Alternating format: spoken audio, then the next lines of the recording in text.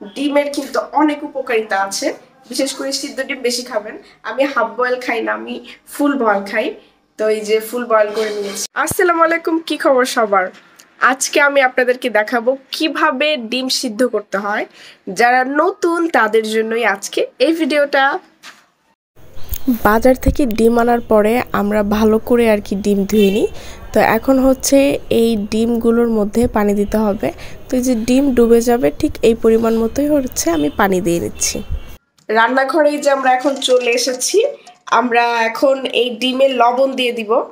এটা যার যার স্টাইল, কেউ কেউ লবণ দেয়, কেউ কেউ দেয় না। আমরা একটু দ্রুত ডিম ভালো করে সিদ্ধ হবে, ফেটে যাবে না, তো সেই জন্য আর কি লবণ দিয়ে নিচ্ছি। লবণ দিয়ে দিচ্ছি, লবণ দিয়ে দিলে ডিমের স্বাদ ভালো হয়, তো এটা আর কি শুনেছি। তো এখন হচ্ছে গ্যাস অন করে দিচ্ছি।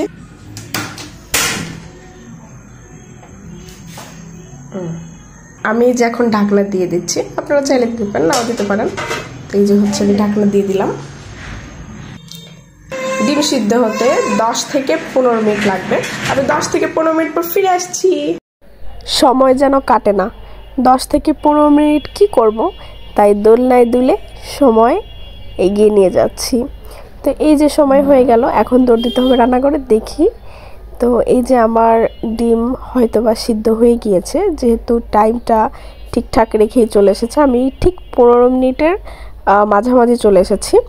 তো এখন আর কি ডিম নামিয়ে নিচ্ছি। তো এখন এই যে আমি যাচ্ছি ডিমগুলার পানি ফেলে, তারপরে হচ্ছে আমি নতুন পানি দিব।